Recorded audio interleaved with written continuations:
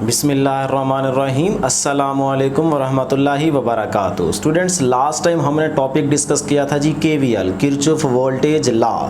उस टॉपिक में हमने ये बात भी डिस्कस की थी कि व्हीटस्टोन ब्रिज जो है ये प्रैक्टिकल एप्लीकेशन है केवीएल की। तो उसी व्हीटस्टोन ब्रिज को आज हम यहाँ पे डिस्कस करने वाले हैं। याद रहे कि ये व्हीटस्टोन ब्रिज जो टॉपिक है ये लॉन्ग क्वेश्चन है और बोर्ड में एक दो दफ़ा ये आ चुका है, तो इसीलिए आप इसको लॉन्ग के पॉइंट ऑफ व्यू से तैयार करेंगे। तो अगर ये लॉन्ग क्वेश्चन बोर्ड में आता है तो आप इस तरह से इसको एक्सप्लेन करेंगे, स्टेप बाय स्टेप इसको सॉल्व करेंगे। तो यहाँ पे हम आपको कंस्ट्रक्शन के अंदर जो थ्योरी आप लिखेंगे वो भी साथ साथ आपको बुक से बताते जाएंगे, या तो आप बुक से उसको अंडरलाइन करते जाइएगा या फिर ये है कि नोटबुक पे उसको राइट कर लीजिएगा। तो स्टूडेंट्स, यहाँ पे जो इस टॉपिक में वर्ड यूज़ किया जा रहा है जी ब्रिज का, तो ये वो वाला ब्रिज नहीं है जो आमतौर पे आपको देखने को मिलता है पुल वगैरह पे, बल्कि यहाँ पे ब्रिज का क्या मतलब है कि यहाँ पे हमारे पास दो रजिस्टर हैं जी, R1 एंड R2। ये सीरीज़ में दो रजिस्टर्स हैं और ये R3 एंड 4 ये भी दो सीरीज़ में रजिस्टर हैं। इन दोनों मतलब दो ये रजिस्टर और दो ये रजिस्टर, इनको अगर हम इन पॉइंट्स पे इस तरह से कनेक्ट करें तो ये हमारे पास क्या बन जाता है जी, एक लूप बन जाता है 4 रजिस्टर्स का, R1, R2, R3 and R4। तो ये जो हमारे पास 4 रजिस्टर्स का लूप है, इन 4 रजिस्टर्स को अगर हम एक और रजिस्टेंस R के साथ इस तरह से कनेक्ट कर दें तो ये अब हमारे पास एक ब्रिज बन गया है। तो दोबारा रिपीट कर देता हूँ कि ये जो हमारे पास 4 रजिस्टर्स हैं ये क्या बना रहे हैं जी, एक लूप बना रहे हैं। तो अगर इन 4 रजिस्टर्स को हम एक और रेजिस्टेंस के साथ कनेक्ट कर दें तो अब ये हमारे पास क्या बन गया जी, ब्रिज बन गया। तो ये वाला जो ब्रिज है ये फर्स्ट टाइम डिस्कस किया था जी, हमारे पास साइंटिस्ट है चार्ल्स व्हीटस्टोन। तो चार्ल्स व्हीटस्टोन ने जो है ये फर्स्ट टाइम इस ब्रिज को यूज़ किया था, ठीक है। तो इसीलिए हमने लिखा हुआ है firstly used by Charles Wheatstone. तो व्हीटस्टोन ने जो है इसको फर्स्ट टाइम यूज़ किया था। क्यों यूज़ किया था? It is used to find the value of unknown resistance, कि अगर आपको अननोन रेजिस्टेंस की वैल्यू को फाइंड करना है तो फिर आप व्हीटस्टोन ब्रिज को यूज़ कर सकते हैं, ठीक है जी। तो अब स्टूडेंट्स यहाँ पे हम इसकी कंस्ट्रक्शन को देखते हैं। कंस्ट्रक्शन में हमारे पास क्या है जी, वही 4 रजिस्टर्स हैं, R1, R2, R3 and R4। तो ये हमारे पास एक लूप बन गया ABCDA, जहाँ से चलना स्टार्ट करना है वहीं पे आके एंड करना है। तो ABCDA, इस लूप में हमने B और D पॉइंट पे एक गैल्वेनोमीटर कनेक्ट किया है, मतलब इन 4 रेजिस्टेंस को या रेजिस्टर्स को जब हम इस रेजिस्टेंस के साथ कनेक्ट करेंगे तो ये हमारे पास क्या बन जाएगा, ब्रिज बन जाएगा। क्योंकि गैल्वेनोमीटर की भी कुछ ना कुछ तो रेजिस्टेंस होगी, तो वहाँ पे हमने रेजिस्टेंस R यूज़ की थी, यहाँ पे हम क्या कर रहे हैं, गैल्वेनोमीटर यूज़ कर रहे हैं। तो इसकी रेजिस्टेंस जो होगी उसको हमने RG का नाम दिया हुआ है, ठीक है जी। और जो A एंड C पॉइंट्स हैं इनको हमने बैटरी और स्विच के साथ यहाँ पे कनेक्ट कर दिया है। तो इस तरह ये हमारे पास सर्किट डायग्राम कंप्लीट हो जाएगी। अब कन्वेंशनली अगर हम बात करते हैं करंट की डायरेक्शन, हम क्या ले रहे हैं जी, कन्वेंशनल। तो कन्वेंशनल करंट की डायरेक्शन क्या होती है, पॉजिटिव टू नेगेटिव। तो ये हमारे पास करंट की डायरेक्शन होगी। तो अब स्टूडेंट्स यहाँ पे गौर कीजिएगा कि इस सर्किट डायग्राम में हमारे पास 3 लूप्स बन रहे हैं। उन 3 लूप्स में से हम 2 को लेके चलेंगे आगे, लेकिन एक को हम डिस्कस नहीं करेंगे। लेकिन वो 3 लूप्स हम यहाँ पे देख जरूर लेते हैं कि वो 3 लूप जो है वो कहाँ बन रहे हैं, ठीक है जी। तो फर्स्ट हमारे पास लूप है ये वाला ABDA, ठीक है जी। इस लूप का जो करंट है उसको हमने नाम दिया हुआ I1 का, और हमने जो करंट की डायरेक्शन यहाँ पे रिप्रेजेंट की हुई है वो क्या है जी, एंटी क्लॉकवाइज, एंटी क्लॉकवाइज। इसी तरह सेकंड लूप है जी BCDB, तो ये हमारे पास सेकंड लूप है। इसका जो करंट है वो क्या है जी, I2, एंटी क्लॉकवाइज, ठीक है। थर्ड लूप गौर से देखिएगा, जो तीसरा लूप हमारे पास बन रहा है वो क्या है जी, ADC, और ये वापसी A पे पहुंच गए। दोबारा रिपीट कर देता हूँ, ADC और ये वापसी A पे आ गए। तो ये हमारे पास थर्ड लूप है जिसका करंट क्या है जी, I3 है। तो ये हमारे पास स्टूडेंट्स इसकी क्या है जी, कंस्ट्रक्शन। अब कंस्ट्रक्शन में आप क्या लिखेंगे इसको आप बुक से देख लीजिएगा, अंडरलाइन कर लीजिएगा, आपकी बुक में ये थ्योरी की लाइंस मेंशन की गई हैं। तो आपने यहाँ से कंस्ट्रक्शन जो है वो स्टार्ट करनी है। तो स्टूडेंट्स देखिएगा, 4 resistances R1, R2, R3 and R4 connected in such a way so as to form a loop ABCDA। हमने 4 रेजिस्टेंस को एक लूप की फॉर्म में कनेक्ट किया है। किस तरह से थी, यहाँ पे आपको दिखाया है हमने, R1, R2, R3 and R4। तो अगर इन 4 रेजिस्टेंस को हम इस तरह से कनेक्ट करें तो ये क्या बना रहे हैं जी, एक लूप बना रहे हैं ABCDA। तो यही बात आपकी बुक में मेंशन की गई है। आगे क्या कहता है, a battery is connected between points A and C, मतलब A एंड C, ये हमारे पास A है, ये C है, इन दोनों पॉइंट्स पे हमने क्या किया, बैटरी और स्विच को कनेक्ट कर दिया। तो यही बात आपकी बुक में लिखा हुआ है। उसके बाद है a sensitive galvanometer of a resistance connected between the points B and D। जो गैल्वेनोमीटर की रेजिस्टेंस है या गैल्वेनोमीटर है उसको हमने कनेक्ट किया हुआ है B और D के बिटवीन। तो यहाँ पे आप देख सकते हैं, ठीक है जी। तो इसी तरह चलते जाएं तो यहाँ तक आप जो है ये हमारे पास क्या होगी, कंस्ट्रक्शन होगी। तो ये वाला फर्स्ट पैराग्राफ जो है ये आप इसकी कंस्ट्रक्शन में राइट कर देंगे, ठीक है।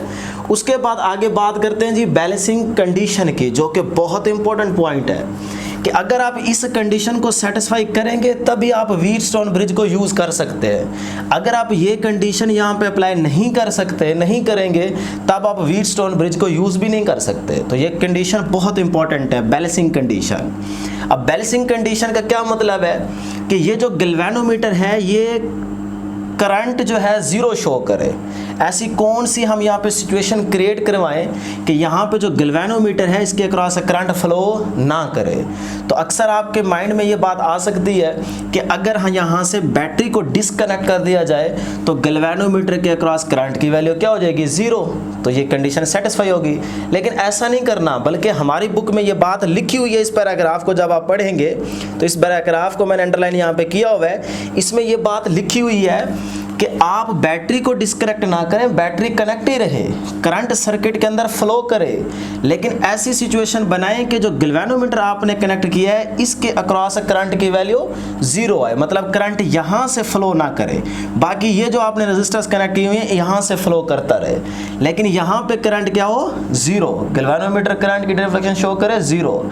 तो अगर गैल्वेनोमीटर डिफ्लेक्शन 0 शो करे तो उस कंडीशन पे आप इस व्हीटस्टोन ब्रिज को यूज कर सकते हैं। तो अब ये कब गैल्वेनोमीटर 0 डिफ्लेक्शन शो करेगा, उसकी एक ही सूरत हो सकती है कि अगर B और D पे पोटेंशियल की वैल्यू सेम कर दी जाए तो फिर इस गैल्वेनोमीटर के क्रॉस करंट पास नहीं करेगा, ठीक है जी। अब B और D वाले पॉइंट्स पे पोटेंशियल की वैल्यू सेम कैसे की जाए, तो ये बड़ा इंपॉर्टेंट पॉइंट है। तो याद रखिएगा, ये जो स्टूडेंट्स हमने रजिस्टर यूज किए हैं ये रजिस्टर बेसिकली वेरिएबल रजिस्टर है। इन वेरिएबल रेजिस्टेंस की वैल्यू आपने चेंज करनी है। इस तरह से आपने इनकी वैल्यू चेंज करते करते एक वो पॉइंट जरूर आएगा जिस पॉइंट पे आप देखेंगे कि गैल्वेनोमीटर जो है ये 0 डिफ्लेक्शन शो कर रहा होगा। तो तब वही आपकी कंडीशन होगी बैलेंसिंग कंडीशन। तो इसका मतलब यहां से आप रेजिस्टेंस की वैल्यू को चेंज करेंगे। एक वक्त ऐसा जरूर आएगा जब यहां पे गैल्वेनोमीटर 0 डिफ्लेक्शन शो कर रहा होगा, तो उस कंडीशन को आपने यहां पे सेटिस्फाई करते हुए व्हीटस्टोन ब्रिज को यूज करना है, ठीक है जी। बहुत इंपॉर्टेंट पॉइंट है। तो इसीलिए हमने यहां पे लिखा हुआ है बैलेंसिंग कंडीशन कि B और D पे अगर सेम पोटेंशियल हो जाए तो फिर गैल्वेनोमीटर के क्रॉस जो करंट होगा वो क्या होगा, 0 होगा, ठीक है जी। तो अब स्टूडेंट्स यहाँ पे हम व्हीटस्टोन ब्रिज के लिए जो इक्वेशन हम यूज़ करने वाले हैं, फाइंड करने वाले हैं, उसका रिलेशन यहाँ पे मैथमेटिकली फाइंड करते हैं कि applying the Kirchhoff voltage rule. मतलब सबसे पहले हमने यहाँ से जो व्हीटस्टोन ब्रिज को यूज़ करने के लिए इक्वेशन फाइंड करनी है तो वो हमारे पास तभी आ सकता है जब आप KVL को अप्लाई करोगे। क्यों? क्योंकि ये हमारे पास गौर से देखें कॉम्प्लेक्स सर्किट है, तो कॉम्प्लेक्स सर्किट के लिए आपको KVL की हेल्प लेनी पड़ेगी, ठीक है। तो अप्लाई KVL कि सबसे पहले हमारे पास कितने लूप बन रहे हैं जी, 2। तो हम यहाँ पे अलग अलग 2 इक्वेशंस फाइंड करते हैं। तो फर्स्ट लूप क्या है जी, ABDA। तो ये हमारे पास क्या है स्टूडेंट्स, फर्स्ट लूप का करंट क्या है जी, I1। तो फर्स्ट लूप का करंट आ गया I1।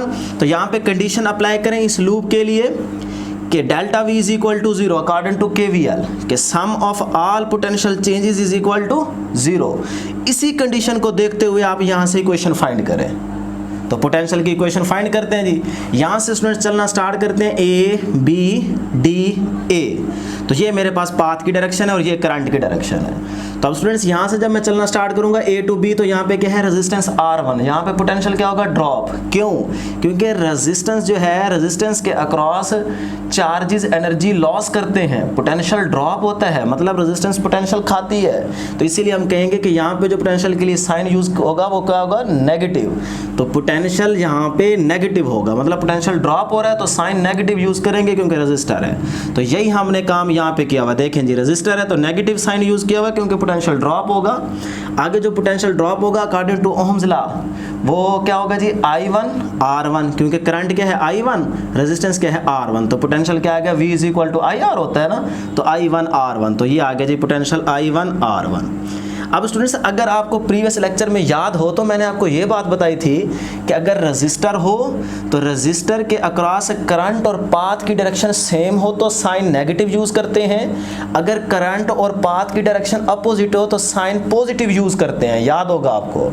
तो यहाँ पे देखें पाथ क्या है, इस तरफ करंट आ रहा है डाउनवर्ड अपोजिट, तो साइन हम पॉजिटिव यूज करेंगे पोटेंशियल के लिए। तो यहाँ पे आप पॉजिटिव भी यूज करके इक्वेशन सेटिस्फाई कर सकते हैं, रिलेशन पे फर्क नहीं पड़ेगा मैथमेटिकली, ठीक है। लेकिन हम बुक वाले तरीके को फॉलो कर रहे हैं कि अगर रजिस्टर है तो जाहिर सी बात है पोटेंशियल ड्रॉप होगा क्योंकि चार्जेस एनर्जी लॉस करेंगे, तो इसीलिए हम यहाँ पे नेगेटिव साइन यूज कर रहे हैं। तो दोनों बातें ठीक हैं, सही है जी। तो ये आ गया हमारे पास रेजिस्टर के अक्रॉस पोटेंशियल। आगे चलते हैं B to D, फिर रेजिस्टेंस है गैल्वेनोमीटर की, लेकिन ये रेजिस्टेंस शेयर हो रही है इस लूप के साथ भी, इस लूप के साथ भी। तो लास्ट वाले लेक्चर में मैंने ये वाला MCQs आपको बताया था कि अगर रेजिस्टेंस शेयर हो रही हो तो फिर करंट को आपने किस तरह से लेना है। तो देखिए ये रेजिस्टेंस शेयर हो रही है लेकिन आप इस लूप में मौजूद हैं, तो जिस लूप में आप होंगे वो वाला करंट लिखेंगे, माइनस जो दूसरा लूप होगा उसको आप नेगेटिव माइनस यानी कि माइनस कर देंगे। तो ये देखें इस लूप में है तो इसके अक्रॉस जो करंट होगा वो क्या आ गया, I1 माइनस, क्योंकि ये रेजिस्टेंस शेयर हो रही है तो माइनस I2, तो ये आ गया माइनस I2 इनटू रेजिस्टेंस क्या है जी, RG, तो ये आ गया RG गैल्वेनोमीटर की रेजिस्टेंस, ठीक है। तो इस तरह से ये हमारे पास इस रेजिस्टेंस के अक्रॉस जो पोटेंशियल का ड्रॉप है वो ये आ गया। आगे चलते हैं D2, फिर A, वापसी आ गए तो फिर रेजिस्टर है, तो इसका मतलब पोटेंशियल के लिए जो साइन यूज करेंगे वो क्या होगा, नेगेटिव, तो ये आ गया जी नेगेटिव। अब देखें कि ये जो रेजिस्टेंस है क्या है, ये R3। अब ये अकेली नहीं है वन लूप में, बल्कि ये फर्स्ट वाले लूप में भी है, थर्ड वाले लूप में भी तो शेयर हो रही है। देखिए ना ये थर्ड वाले लूप में भी शेयर हो रही है रेजिस्टेंस, वन वाले में भी है, थ्री वाले लूप में भी, ADC ये तीसरा लूप है ना, तो तीसरे लूप में भी ये रेजिस्टेंस शेयर हो रही है। तो इसके लिए जो करंट होगा वो क्या होगा, फर्स्ट लूप में आप इन हो चुके हैं तो फर्स्ट लूप माइनस तीसरे लूप का करंट, तो I1 minus I3 into resistance क्या आ गई, R3। तो ये हमारे पास पोटेंशियल के ड्रॉप के चेंजेस का सम आ गया इज इक्वल टू 0। इसी कंडीशन के मुताबिक हमने इसको 0 के बराबर कर दिया। तो ये बन गई इक्वेशन नंबर 1। यही हमारा मुश्किल काम था। अब जब ये इक्वेशन हमने इसको अच्छे तरीके से यहाँ से समझ लिया, बना लिया, तो आगे हमारे पास ये इजीली सॉल्व हो जाएगा, ठीक है जी। इसी तरह स्टूडेंट्स हम सेकंड लूप के लिए एक इक्वेशन फाइंड करेंगे। सेकंड लूप क्या है जी, BCD और ये दोबारा B। तो इस लूप के लिए भी हम एक इक्वेशन बनाते हैं। कैसे बनाएंगे, वही condition delta V is equal to 0, इसी को देखते हुए। तो यहाँ से चलना स्टार्ट करते हैं जी, B to C, फिर रजिस्टर है, पोटेंशियल का ड्रॉप होगा, साइन नेगेटिव यूज करेंगे, नेगेटिव I2 R2, क्योंकि यहाँ पे करंट क्या है I2 और ये रेजिस्टेंस क्या है R2, तो ये आ गया जी R2। आगे स्टूडेंट्स C to D। अब C to D हमारे पास क्या है जी, रेजिस्टेंस R4। तो यहाँ पे देखें फिर हमारे पास रेजिस्टेंस हो तो पोटेंशियल का ड्रॉप होगा, साइन नेगेटिव यूज करेंगे, तो ये आ गया माइनस। अब देखें ये रेजिस्टेंस शेयर हो रही है, मतलब सेकंड लूप और थर्ड वाले लूप के साथ ये रेजिस्टेंस शेयर हो रही है। तो शेयर रेजिस्टेंस के लिए क्या निशानी है करंट के लिए, कि जिस लूप में मौजूद है पहले वो करंट I2, फिर जो दूसरा लूप है I3, तो ये आ गया I3 इनटू रेजिस्टेंस क्या है R4, तो ये आ गया R4। इसी तरह स्टूडेंट्स यहाँ से फिर D से B पहुँचेंगे तो फिर गैल्वेनोमीटर है, इसकी रेजिस्टेंस भी क्या हो रही है, फर्स्ट वाले और सेकंड वाले लूप के साथ शेयर हो रही है, ठीक है। तो इसके लिए क्या करेंगे, माइनस रेजिस्टेंस है, ड्रॉप होगा पोटेंशियल I2, क्योंकि सेकंड लूप में है, ये रेजिस्टेंस शेयर हो रही है। तो अगर ये रेजिस्टेंस स्टूडेंट्स शेयर हो रही है तो आप इस लूप में मौजूद हैं तो पहले I2 आएगा, फिर माइनस ये रेजिस्टेंस 1 वाले लूप के साथ शेयर है ना, तो ये आ जाएगा माइनस का I1 इनटू गैल्वेनोमीटर की रेजिस्टेंस क्या है Rg, तो ये आ गया Rg। तो इस तरह ये हमारे पास इक्वेशन आ जाएगी। सम इज इक्वल टू क्या हो जाएगा 0, तो ये हमने 0 के बराबर कर दी। ये आ गई क्वेश्चन नंबर 2। तो ये हमारे पास 2 मेन इक्वेशंस थी जिनको हमने यहाँ से फाइंड करना था। अब स्टूडेंट्स इसको आगे देखिएगा कि हम कंडीशन अप्लाई करते हैं फॉर बैलेंस कंडीशन। ये बहुत ज़रूरी पॉइंट है। तो बैलेंस कंडीशन पे क्या कहते हैं हम कि जो I1 है वो बराबर होगा I2 के, कि अगर फर्स्ट लूप का करंट सेकंड लूप के करंट के इक्वल हो जाए तो इसका मतलब है कि गैल्वेनोमीटर 0 डिफ्लेक्शन शो करेगा। तो इसी कंडीशन में हमने ये बात की कि I1 जो है वो I2 के बराबर होगा, और अगर ये दोनों बराबर हैं तो इसका नाम हम एक रख सकते हैं जो कि क्या है I। तो जहां I1 होगा वहां भी I लिख सकते हो, जहां I2 होगा वहां पे भी आप I लिख सकते हो। तो यही काम हम इन दोनों इक्वेशंस में करते हैं। देखें जी, जो इक्वेशन 1 है उसको यहाँ पे लिखने लगा हूँ, माइनस ये वाला माइनस I1 है। इक्वेशन 1 में देखिएगा स्टूडेंट्स गौर से, I1, तो I1 की जगह क्या आ जाएगा I, ये R1 वैसे का वैसे ये R1 आ गया, ठीक है, माइनस ये वाला माइनस, फिर आ गया I1। इक्वेशन 1 में देखिएगा ये I1 आ गया, I1 की जगह I लिख दिया, फिर I2।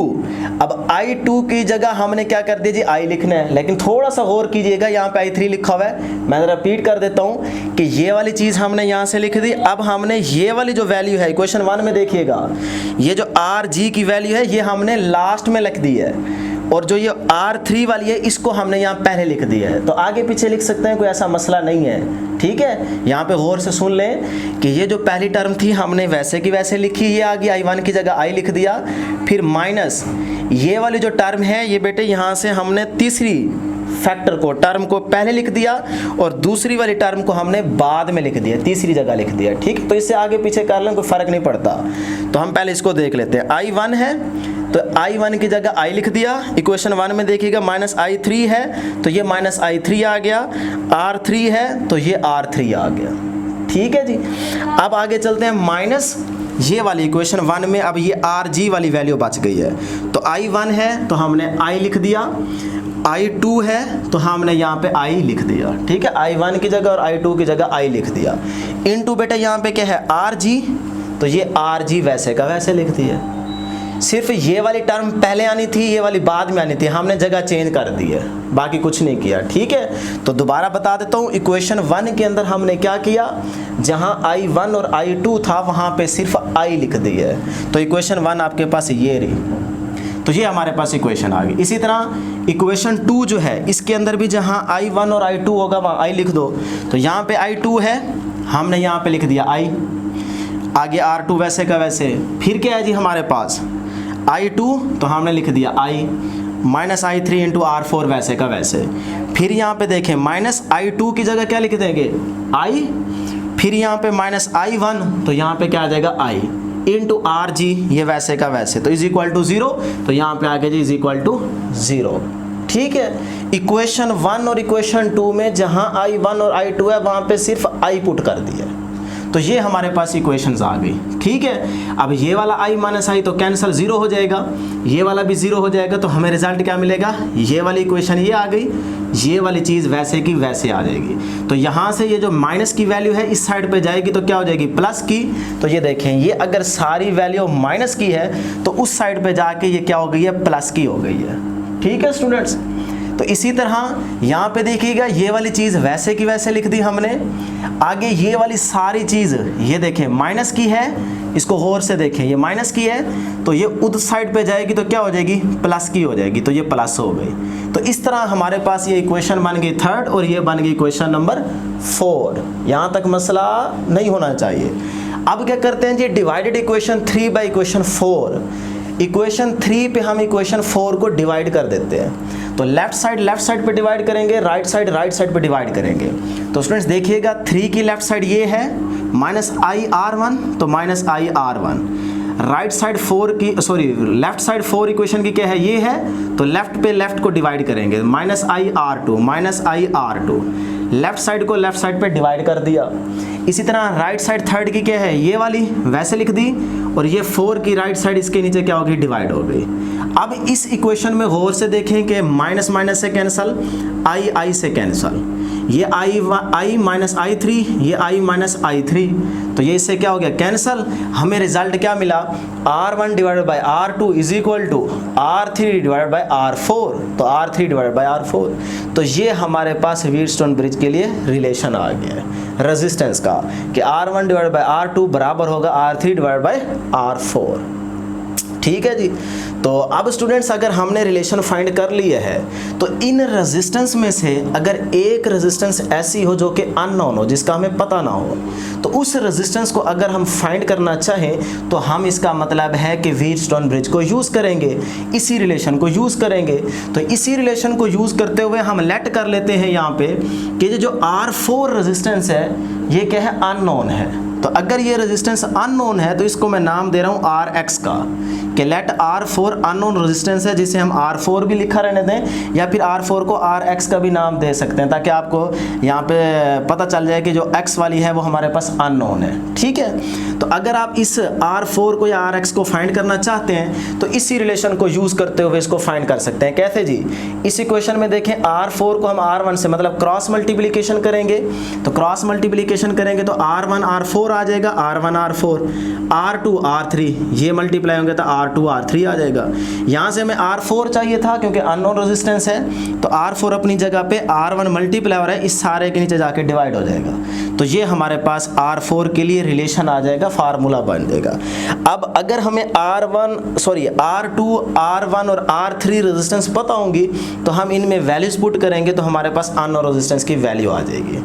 ठीक है। अब ये रेजिस्टेंस की वैल्यू आप कैसे फाइंड करेंगे, ये मैंने शुरू में ही बता दिया था कि ये जो रेजिस्टर्स होते हैं ये आपके पास वेरिएबल होते हैं। जब आप इनको इस तरह से इनकी वैल्यू को चेंज करते करते एक वो वाला पॉइंट लेके आएंगे जिस पॉइंट गैल्वेनोमीटर क्या कर रहा होगा, जीरो डिफ्लेक्शन शो कर रहा होगा, तो उस पॉइंट पे आप जब इनकी वैल्यू खुद चेंज कर रहे होंगे तो जब वो वाला पॉइंट आएगा कि जब गैल्वेनोमीटर जीरो डिफ्लेक्शन शो कर रहा होगा तो उस टाइम आपको इनकी रेजिस्टेंस पता होगी ना, क्योंकि आप खुद ही तो चेंज कर रहे हैं। तो वो रेजिस्टेंस R1, R2, R3 आपको मालूम होगी, तो उन रेजिस्टेंस की वैल्यू यहाँ पे पुट करेंगे तो आपको R4 की मतलब अननोन रेजिस्टेंस की वैल्यू मिल जाएगी। तो ये थी स्टूडेंट्स हमारे पास आज की डिस्कशन। तो यहाँ तक जो है ये आप टॉपिक अपना कंप्लीट करेंगे। ये जो आपको लास्ट टाइम हमने यूज़ बताया है कि अननोन रेजिस्टेंस को आपने कैसे फाइंड करना है, वो वाली चीज़ आपकी बुक में यहाँ पे मेंशन की गई है, तो ये चीज़ आप यहाँ से लिखेंगे। ठीक है जी। तो अब चलते हैं स्टूडेंट्स, एक छोटा सा पॉइंट याद रखिएगा एमसीक्यूज़ के लिए, क्योंकि समटाइम्स एमसीक्यूज़ इस तरह से आ जाता है कि वो आपको इस तरह से कम्प्लेक्स सर्किट डायग्राम देता है, लेकिन जो रेजिस्टेंस की वैल्यूज़ हैं या रेजिस्टेंस के नाम हैं वो चेंज कर देता है। जैसे यहाँ था R1, यहाँ था R2, R3, R4। अब बच्चे ये तरतीब याद करके सिर्फ इस रिलेशन को माइंड में रख के चले जाते हैं। अगर वो इन रेजिस्टेंस के नाम चेंज कर दे, लेट्स सपोज यहाँ पे R1 है ना, तो यहाँ पे देखें हमने अब नाम लिख दिया जी R3, यहाँ पे क्या था R2, अब भी हमारे पास R2, यहाँ पे क्या था R3, हमने यहाँ पे लिख दिया R4, और यहाँ पे लिख दिया R1, ये वही गैल्वेनोमीटर। तो इस तरह से अगर वो नाम रेजिस्टेंस के चेंज करके दे दे और आपसे कहे कि आप इस तरह का व्हीटस्टोन ब्रिज का रिलेशन फाइंड करें, तो उसके लिए ऑप्शन वो बना देगा एमसीक्यूज़ में, इस तरह के डिफरेंट 4 ऑप्शंस बना के वो देगा। तो आपने उनमें से एक सेलेक्ट करनी है। अगर आपको ये तरीका याद नहीं होगा तो फिर जाहिर सी बात है कि कुछ बच्चे इसको शायद प्रूफ करने बैठ जाए। तो आपने इसको निशानी याद रखनी है कि जिस तरह यहाँ पे हमारे पास अगर रिलेशन हमने फाइंड करना है इस सर्किट डायग्राम को देखते हुए, तो आपने ये सीरीज वाला रिलेशन जो है ये याद रखना है। देखें एक मैंने एरो ये लगाया हुआ, मतलब A B C, ये 2 रजिस्टर सीरीज में हैं, ये 2 रजिस्टर सीरीज में हैं।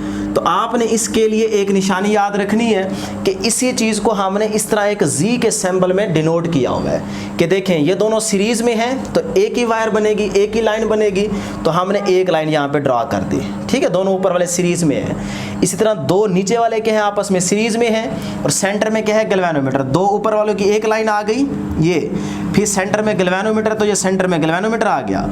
अब ये 2 सीरीज़ में हैं तो ये लाइन आ गई सीरीज़ में। ठीक है, अब जो नाम है वो आप मेंशन कर दें। लेट्स सपोज इसका नाम RA है, RB है, RC है, RD है, तो ये लूप कंप्लीट हो गया ना, A B C D। ठीक है जी। तो अब यहाँ पे देखें जो आ रही है वो हमारे पास क्या है R3, तो यहाँ पे लिख दिया R3। दूसरा पॉइंट क्या है R2, ये आ गया R2। तीसरा हमारे पास क्या है R4, ये आ गया R4। ये क्या है हमारे पास R1। तो तरतीब जिस तरह की थी, यानी कि ऊपर से ऐसे चलें सीरीज में, यहाँ से भी सीरीज में चलें, तो ऊपर वाले ऊपर आ जाएंगे, सेंटर में गैल्वेनोमीटर है, नीचे वाले हमारे पास ये तरतीब में आ गए। ठीक है, तो अब आप जिस तरह की तरतीब है वैसे आप रिलेशन बना लें कि R3 divided by R2, R3 divided by R2, R4 divided by R1, R4 divided by R1। इसको इस पे डिवाइड, इसको इस पे डिवाइड। तो ये आपके पास एक सिंपल निशानी है, इसको याद रखने की। तो ये हमारे पास वो रिलेशन होगा। इस तरह का अगर ऑप्शन में रिलेशन गिवन होगा तो आप उसको सेलेक्ट कर लेंगे। तो जिस तरह के मर्जी वो यहाँ पे नाम यूज़ करे, आपने सिर्फ ये जी बनाना है और रेजिस्टेंस को डिवाइड करके रिलेशन फाइंड कर लेना है। ठीक है जी। तो ये थी स्टूडेंट्स हमारे पास आज की डिस्कशन। ये जो स्टूडेंट्स हमने सारी डेरिवेशन की है, ये हमने वो तरीका फॉलो किया जो हमारी बुक कह रही है। इसको हम एक और तरीके से भी याद रख सकते हैं, सिर्फ एक लाइन के अंदर हम इस पूरी डेरिवेशन को सॉल्व कर सकते हैं, लेकिन वो तरीका हम आपको नहीं बताएंगे क्योंकि ऐसी बातें बताई नहीं जाती, नज़र लग जाती है। इसीलिए आपको वही तरीका हमने बताया जो आपकी बुक कह रही है। तो मुझे उम्मीद है कि आपको ज़रूर समझ आई होगी। आज के लिए इतना ही, दुआओं में ज़रूर याद रखिएगा। अल्लाह हाफिज़।